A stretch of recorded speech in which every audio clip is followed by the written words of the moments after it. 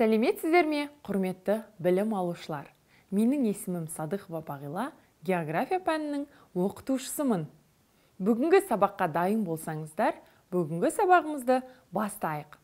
Бүгінгі сабақтың тақырыбы Қазақстандағы экологиялық проблемалар.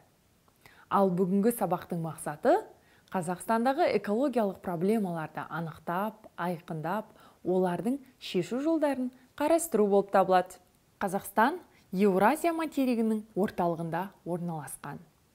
Жер шары жөнінен әлемде 9-шы орында алатын алпауыт мемлекет. Осынау біздің жер көлеміміз бір ғана белдеуде, Қоңыржай белдеуде жатыр. Ал Қоңыржай белдеудің орманды дала, шөлейт және шөл зоналары Қазақстанның солтүстігінен оңтүстігіне дейінгі аймақтарды алып жатыр. Ең көп бөлігін шөлді аумақтар шөл зонасы құрайды. Қазақстанның экологиялық проблемаларының пайда болуына негізгі әсер ететін оның географиялық орны да үлкен рөл атқарады. Қазақстанның негізгі бір тиімсіз орналасуының кедергілері деп айтсақ, ол дүниежүзілік мұхиттан алыс қашықтықта орналасуы.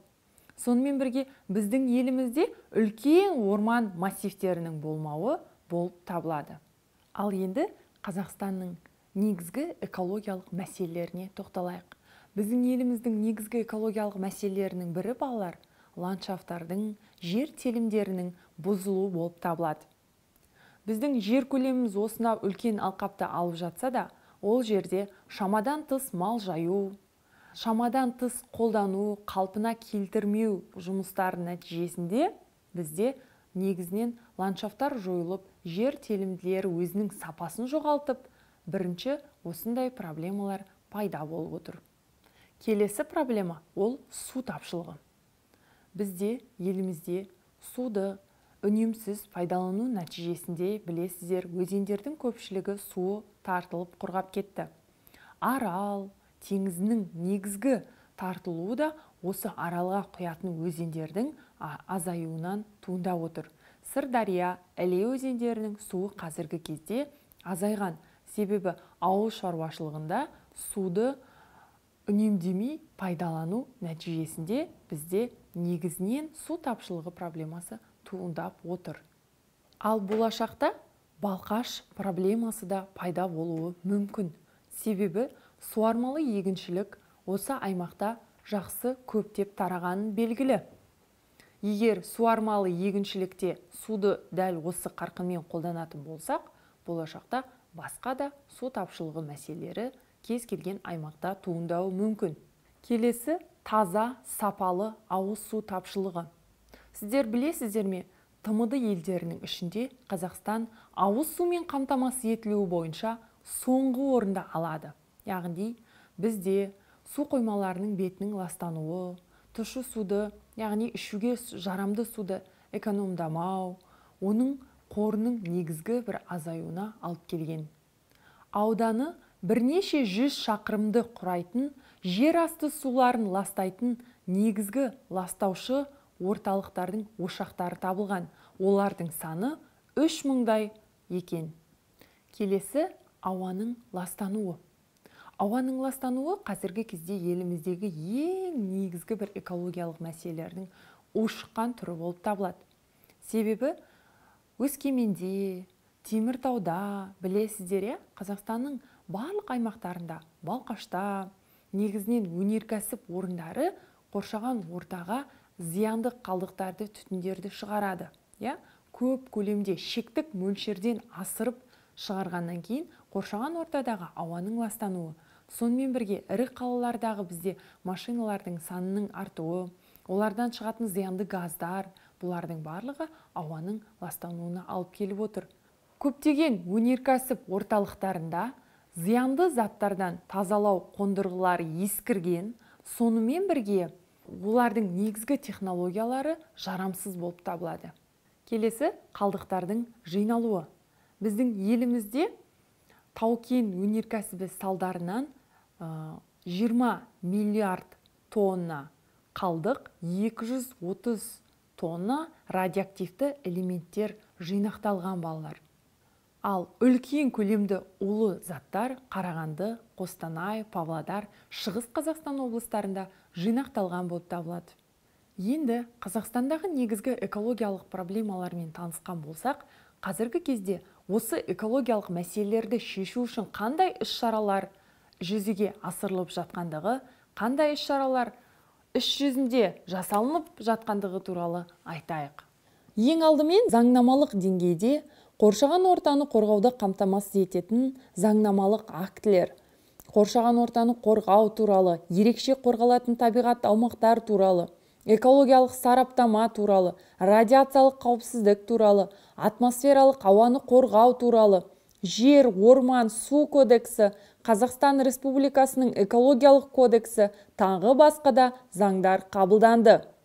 Одан бөлек, бұл бағытта Қазақстан Республикасының экологиялық қауіпсіздік тұжырымдамасы, 2007-2024 жылдарға арналған Қазақстан Республикасының тұрақты дамуына өту тұжырымдамасы, Қазақстанның жасыл экономикаға өту тұжырымдамасы, тағы басқалар қабылданды. Ал енді балалар, осы аталған заңдар біздің елімізде дүние жүзіндегі аймақтағы әртүрлі дүниежүзілік ұйымдармен бірге отырып жүзеге асырылып жатыр.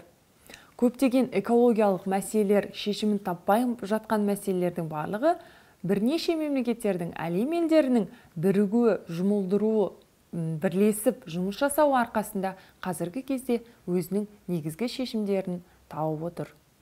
Қазіргі кезде біздің қоғамымызда экологиялық тепе-теңдікті сақтау мақсатында дүние жүзі ұйымдарымен бірге аталған мақсаттарды шешу барысында осындай іс-шаралар жүзеге асырылады. Аталған саясаттың негізгі бағыттары халықаралық келісімдердің жүзеге асуы, қоршаған табиғат ортасы жағдайының сапасын бағалау әдістерін, негізгі көрсеткіштері мен бақылаудың жалпы әдістерін әзірлеу, ілгері қолданбалы экологиялық зерттеулер жүргізу, экологиялық қауіпсіздік мәселесін шешуде халықаралық тәжірибені қолдану, қоршаған ортаны қорғау саласы мен елдің тұрақты дамуында нақты бағдарламаларды жүзеге асыру үшін халықаралық ұйымдарды тарту. Келесі балалар, практикалық шаралар деңгейінде, яғни практикалық деп отырғанымыз қазіргі кезде іс жүзінде жасалған заттар болып табылады. Оларға мыналар жатады.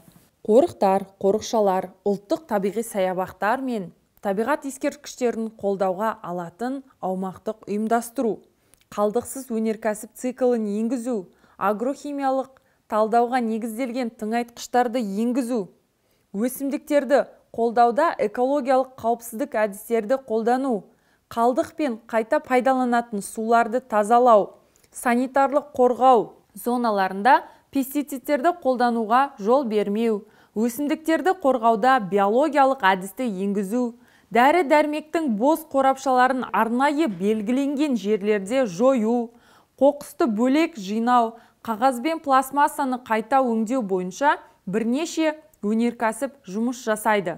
Баламалы энергия көздерін пайдалану, энергияны үнемдейтін технологияларды енгізу, қалдықсыз өндірісті енгізу, республика халқының экологиялық білім берілуі.